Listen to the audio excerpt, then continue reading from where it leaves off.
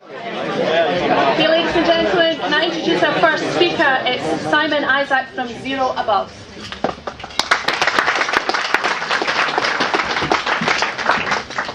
Good morning, everyone. I'm slightly nervous.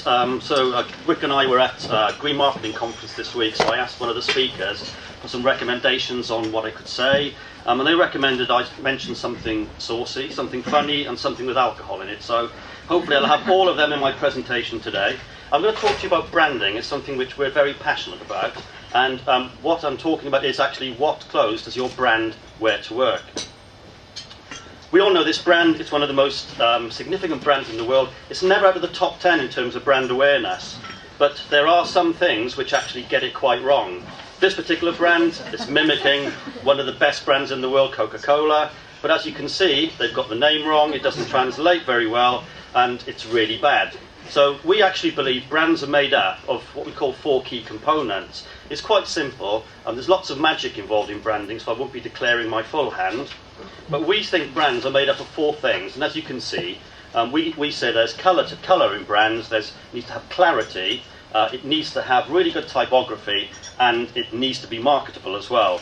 So if we start quickly with the first one, which is all about colour, essentially things in brand, colours actually rule our lives, and they speak a lot to the things that we do in business and also in our own lives as well. If you think about it, you stop at a red light, you go at a green light, then there are things you would touch and you wouldn't touch, all based on the colour. You wouldn't eat one of those tiny frogs because they're really bright red, for example. This is a great example of a fantastic brand. Many will know what year this was actually designed or founded. NBC, very old business, 1956 this logo was designed, and it's very clever because you can see it sort of picks up all the different colours of the spectrum.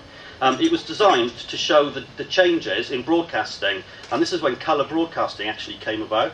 And the other great thing about this as well is NBC owned RCA, who manufactured colour televisions as well. So very clever marketing, and this brand went through a number of iterations over time, but it's back to where it started. It was redesigned in 1986 and still looks fantastic. The next really important thing for us is all about clarity. We believe that brands need to be very clear about what they're saying. The simplest logos are the ones that you recognise. If you can imagine people whizzing past 48-sheet posters, looking at things on supermarket shelves, it's really important that brands are very, very, very simple. And also, the things you need to think about, and you can see this is a brand that we just launched for Chelmsford College. It works large and it works small. And also, will it reverse in colour? Does it work in black and white? All the simple things that people often forget when a brand's not well designed. So you can see here that we've put it into quite large signage on site, all the branding on site, even down to the smallest business cards as well, and it works on uniforms.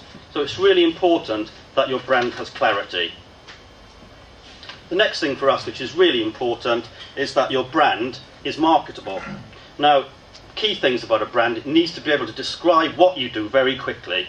Now, obviously, this is really bad because it's a product from abroad, but when you think about your brand, it has to translate into other languages. It's like Vauxhall when they launched the Nova. They didn't think of the Spanish market because Nova actually means doesn't go. So they ended up calling it the Corsa. So it's really important that you think about your brand and what it actually says to your clients and customers. And there's only one way actually to get it right, and that's about research. And that's something that these companies haven't actually done. The top one is actually a real website. You can find it online, and they sell really nice pens, and it's called Pen Island. But can anyone guess what the one underneath does? That's actually a really fantastic Italian cooker company, La Germania, but it comes as Lagermania. So can you see how important it is to make sure that your brand will work in all forms?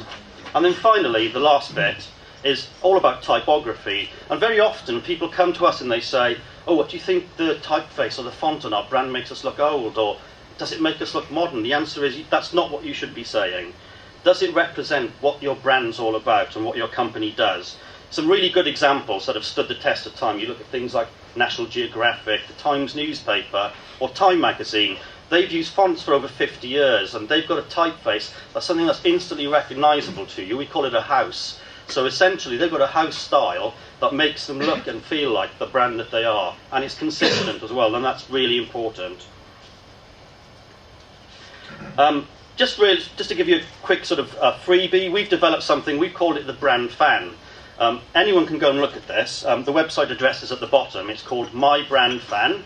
So all you need to do is just drop your logo in the middle, and then what you can do is actually look at the different colours we've got in there, and also the different fonts that you could use as well. And it'll give you a very sort of quick overview of what your brand is saying to your customers and your clients. Obviously, it's not as in depth as what we would normally do. It gives you a bit of a flavour. It's a bit of fun, and you can see exactly what what your brand feels like. That's my bit over. It was very short and sweet. I just wanted to give you a flavour. So, the message going away from here today is make sure that you know what your brand is about. Think about your brand as clothes. If you had to wear one set of clothes for the rest of your life to go to work, how long would you take to choose it? Think about the same thing with your brand. Thank you very much.